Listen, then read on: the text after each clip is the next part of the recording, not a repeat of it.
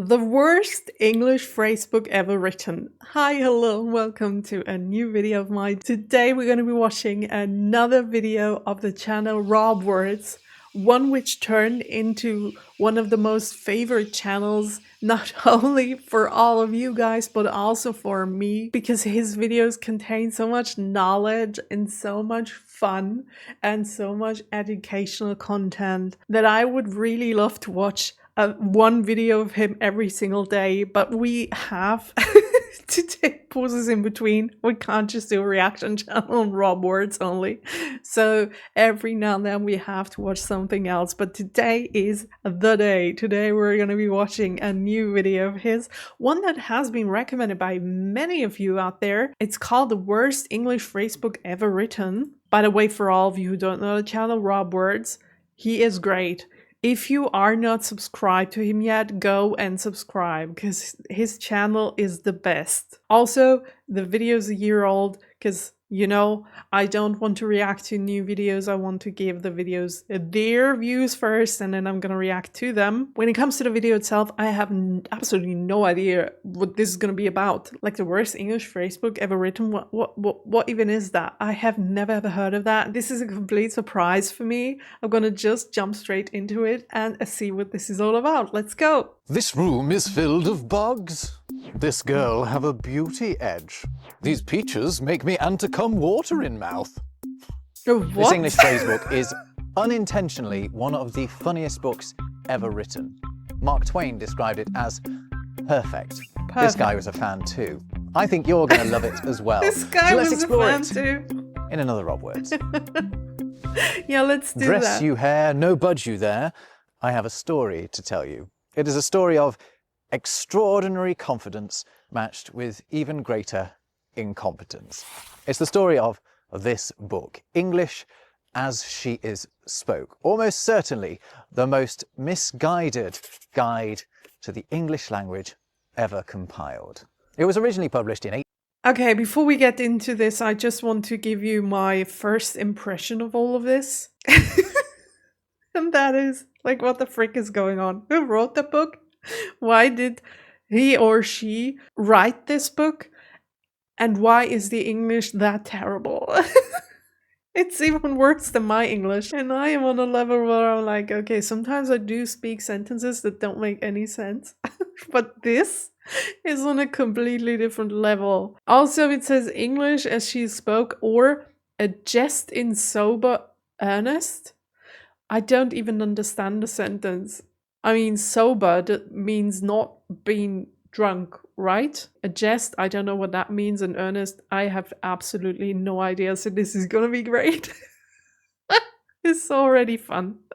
Oh, and by the way, this is gonna be another two-parter because his videos are way too long to pack it into one video only, just so you know. Okay, let's continue. I'm so excited for this. Guide to the English language ever compiled. It was originally published in 1855 in Portuguese as the New Conversational Guide in Portuguese and English, or O Novo Guia de Conversação em Português e Inglês. He speaks Portuguese? Okay. I made rather a mess of the Portuguese pronunciation Okay. because I do not speak Portuguese, a fact that I am happy to admit. But if only the writer of this book, one Pedro Carolino, had shown the same level of self-awareness, then his name might not have gone down in infamy. Because even the most casual look at his guide to conversational English tells you that he can barely speak a word of it. Wait, have you say that and what is it like you to support that? What's going on? So he translated it from Portuguese to English. But his English is that bad. So why did he do this in the first place? Like, did he know his English was bad? Did he do it on purpose? Or did he really think his English was really good? Like the opposite of me, because people always tell me that my English is so good, but I myself feel it's really terrible. And in his case, it's just the other way around. He thought, oh, my English is perfect. Then he wrote all of that gibberish. Okay. Assure him upon me friendship. What even is this? This isn't even an English word. Or maybe it was back then. I mean, it was 18 something, like 1850 something. So we already know English was spoken a little different than we do nowadays, but I don't think that's it, to be honest. Also, what the heck is this? L asterisk? I don't know what that is called, asterisk. What's it even supposed to mean? Have you something to commend to? Assure him from me remembrance. So, I mean, the me could really be the my, but just in 1800. Bring me a knife. What? Bring me a knife? What are we even talking about? Okay, let's continue. Tells you that he can barely speak a word of it. Otherwise, he could never have written such familiar phrases, as he calls them, as "that are the dishes whose you must be and to abstain," "help to a little most the better yours terms," or "I am confused or yours civilities." He's confused. How do you I'm understand confused too. Absolutely not, Pedro. But luckily for us, Senor Carolino's appalling grasp of English makes this book a joyous and hilarious read. My life would be poorer for not having read such beautiful and supposedly handy phrases as "give me some good milk, newly get out." I want to read this. This ink is white. Okay, that's a good sentence. This room is filled with bugs. That's wrong already. Also, if you start learning another language, there are certain things that you would rather learn first than others, maybe, because there are certain things that you need to be able to say in another language. If you meet a new person and you want to tell them that your name is so and so years old and you come from there and all that. So there are certain things that you do want to learn first, and none of this would be "the room is filled with bugs." Like, why would you even want to be able to say that in a foreign language? Maybe after you've learned everything else. Or maybe if you move to some place that has rooms filled with bugs. I don't know. This girl have a beauty edge. Okay, I'm not even gonna. It is a noise which to cleave the head. This wood is full of thieves. Tell me, it can one to know. What are you even trying to say? Give me some good milk, newly get out. Tomorrow, I shall be entirely her master or unoccupied. Okay. She do not that to talk and to cackle. Cackle? Why am I having a British accent all of a sudden? I'm so sorry, but I don't know why. Dry this wine. He laughs at my nose. He yesed by me. He has spit in my coat. And again, why would you want to be able to say that? How many times has that already happened to one of you out there? Somebody has spat in your coat, not on your coat, in your coat. What the hell? I am catched cold in the brain. I am pinking me with a pin. I dead myself in envy to see her. I take a broth all morning. I shall not tell you the 2 woods. Have you understand it? Understand it? Let him have no. Oh gosh. This video is perfect. Myself in envy to see her.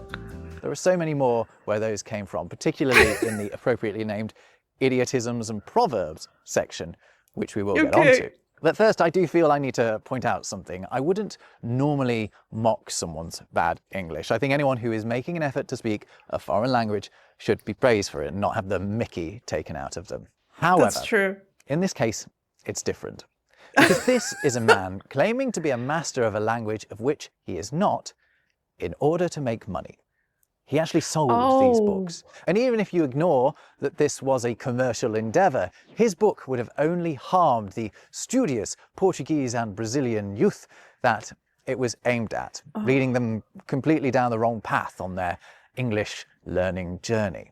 In fact, it seems evident that it did do precisely that. The story goes that this book came to the wider attention of the English-speaking world in the 1860s after it was found on the Portuguese island colony of Macau, being used as a school textbook. Those poor kiddies may well have gone the rest of their lives thinking it is normal to say, "He burns oneself with rains," "He is valuable, his weight's gold," and "He do the devil at 4."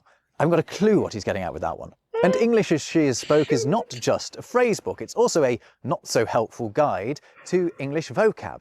In it, Pedro... Wait. What's that? I want to read that. Parties, a town. The butchery, the low eating house.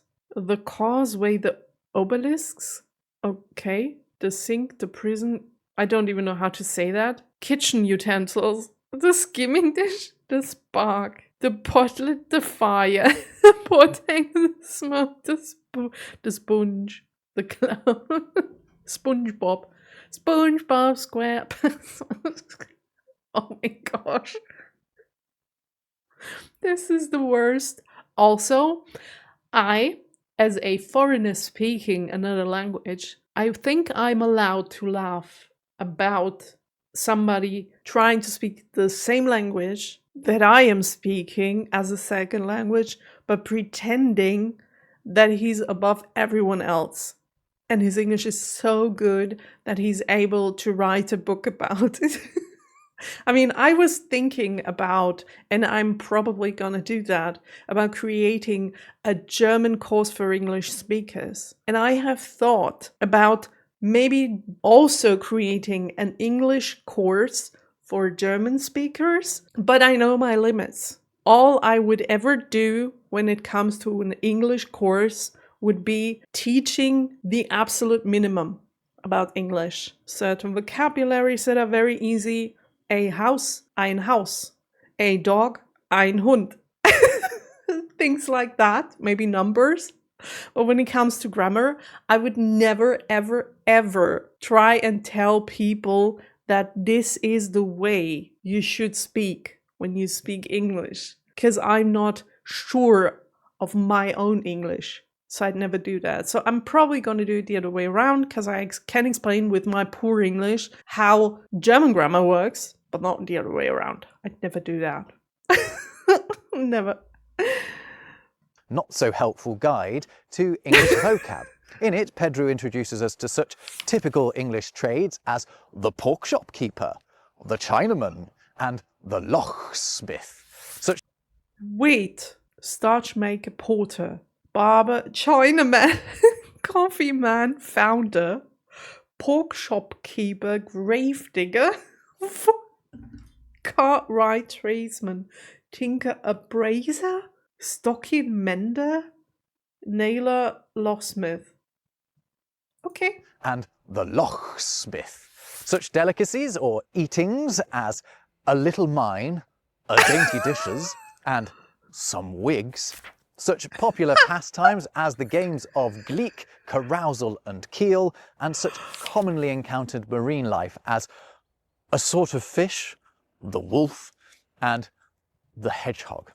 Now I actually do... Oh my god, what the hell? Okay, eatings. Just some black pudding. Don't eat too much of it. A little more. Some sugar. What's this all about? It's just some of it. Hog fat. Some wigs. Thanks, I don't want to eat wigs though. Some marchpanes. A chitterling sausages. He writes A, which means one, and then he puts a plural. There, sausages. Oh my gosh. And an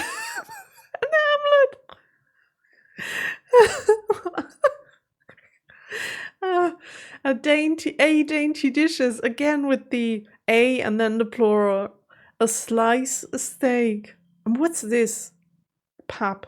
Just pap. A mutton shoulder. Vegetables boiled to a... Oh, maybe there's something missing of the page. I mean, it's not that important. Foot, ball, pile, bar, mall, Gleek, even or non-even. Carousel, 1 out of 8. Football, 1 out of 8. Fishes and shellfishes, calamari, large lobster, dorado, snail, assorted fish, assorted fish, wolf, hedgehog, torpedo, seagull. Oh my god, this is awful and so funny. Sort of fish, the wolf, and the hedgehog. Now, I actually do know what he's getting at with the hedgehog. I'll get into that shortly. But okay, first we have to ask, how on earth did this happen? What gave the mysterious Pedro Carolinu the confidence to compile this compendium of corrupted English, a language with which it would appear he had barely a nodding acquaintance? Well, that was a question puzzled over by early English-speaking readers of the book, but one to which they quickly agreed upon an answer that is set out in the introduction to the version of the book that was distributed, all for the sake of a good laugh, at the expense of poor Senor Carolino. So this is actually a modern copy of there are that copies. book. And in the intro it says, "A little consideration of the shaping of our author's English phrases leads us to the conclusion that the materials used have been a Portuguese-French phrase book and a French-English dictionary." So what it appears Pedro has done is studiously copy out the Portuguese words and phrases from someone else's Portuguese to French phrasebook and then translated the French bits word by word into English using his French to English dictionary. So what so many of the examples in this book actually are French sentences with English words. All of a sudden, so much more of it makes sense. For example, he attempts to teach his students the phrase, "He laughs at my nose, he jests by me," which is obviously utter gibberish in English. But if you know that the French equivalent of "he's laughing in my face" is "il me rit au nez," literally, "he laughs to my nose," Pedro's botched English is somewhat more explicable. At another point in the book, he claims that a common English expression is to build castles in Spanglish. Invented word aside, if you know the French idiom bâtir des châteaux en Espagne, it makes more sense. That's the French for to build castles in Spain, and it means an unwise or unrealistic endeavour. An English equivalent would be build castles in the sky, which is actually a much better translation of the original Portuguese build castles in the air. However, Pedro's detour via French means we've ended up with something just utterly silly. Oh, and the aquatic hedgehog thing. That is because at one time the French words for hedgehog and sea urchin were the same, which makes sense. They're both spiky little fellas, aren't they? Dear Pedro just picked the wrong option in his dictionary. So 19th century sleuths cracked Pedro Carolinu's code, this translation via a third language, French. However, it is not at all surprising that they managed to do so, because the author did an absolutely terrible job of covering it up. For example, the book is full of confusing references to francs instead of the British or Portuguese currency. In scenarios set out within the pages, people keep asking each other how their French learning is going. And at one point, there's even a joke that only works in French.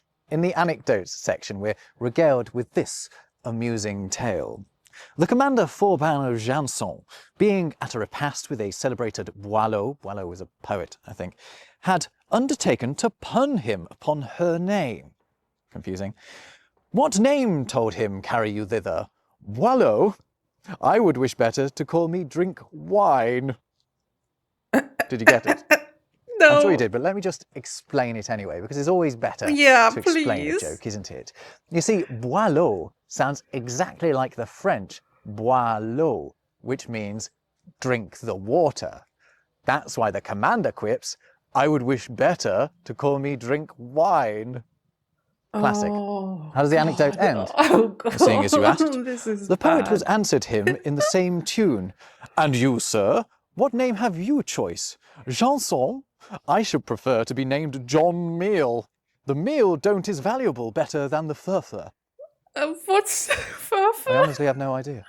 Anyway, Carolinu is using French jokes in a book that has no business containing them. What's more, he incorrectly refers to people from England as Englishers. He clearly knows very little English and probably very little French either. Englishes. This knowledge that we have to factor in French when reading Pedro's... That's gonna be my new greeting. Every video that I start, hello Englishes.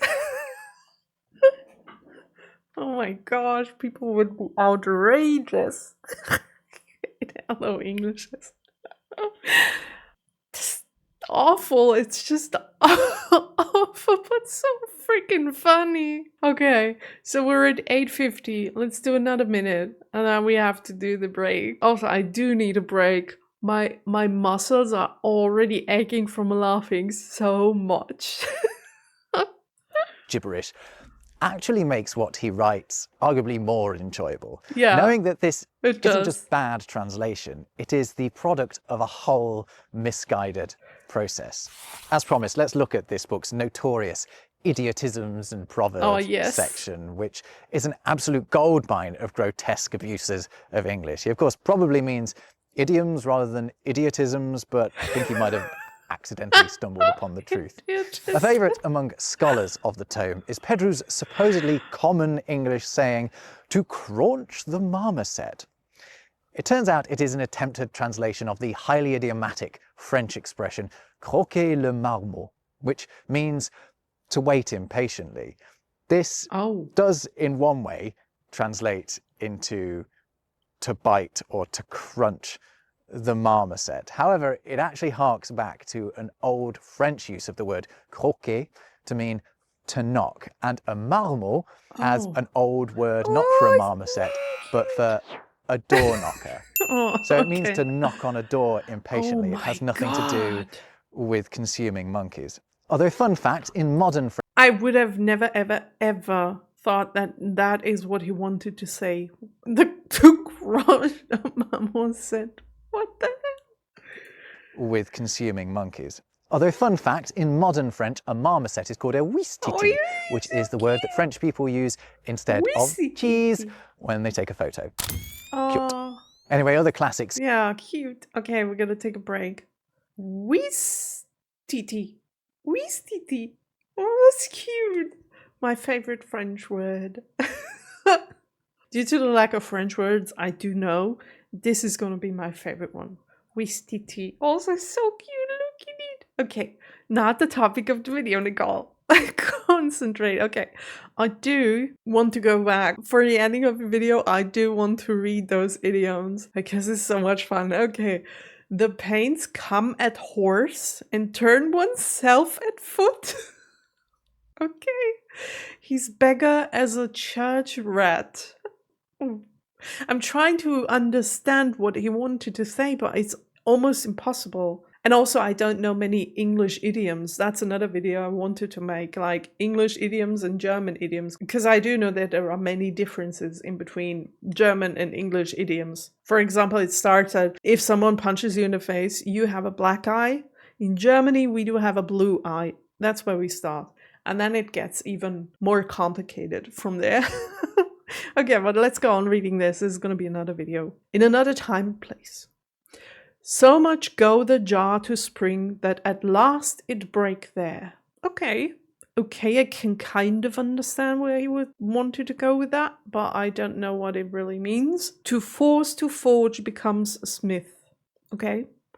Keep the chestnut off the fire with the cat foot. The cat foot. I don't remember. Do you write foot with one O or with two O's? With two. I just Googled it. So, the cat foot. Okay. Friendship of a child is water into a basket. At least that sounds like an idiom. Kinda, I don't know. Like, friendship of a child is water into a basket. It fills up the basket with water, and the friendship of a child fills up your heart with love, just like the water in the basket. Yeah? Never mind. At something the misfort is good. Okay. Burn the politeness. I mean, sometimes. Tell me whom though frequent, I will tell you which you are. Okay. After the pounce comes the dance. What's the pounce? Of the hand to mouth, one lose often the soup. So if you do this movement from hand to mouth, sometimes you lose the soup. Okay. To look for a needle in a haystack. Oh my gosh, that's at least one that I do know, and I do know what he wants to say with that, because we do have the same idiom in German. The needle in the hay bundle. I do know one. Yes, at least. Okay, the grunge the mom said, that's what he said. The buy cat in pocket. Oh, yes, I do know that one as well. Although it's not completely, like it's not to buy a cat in the pocket, it's to buy the cat in the sack, at least in German. To be as a fish into the water. To make paps for the cats. What's paps? To fatten the foot. To come back at their muttons. Okay. I love this video. I love this video. Thank you so much for recommending this. This is gold. I enjoyed it so much, and I can't wait for the second part. I will watch it, and it's gonna be uploaded in a few days. You have to be a little patient because there are going to be other videos in between, but then we'll go into the second part, and I can already tell it's gonna be great. I hope you had a fun time just as I did, and I hope you will have a great rest of the day. I'll see you in the next video. Have a nice day. Bye!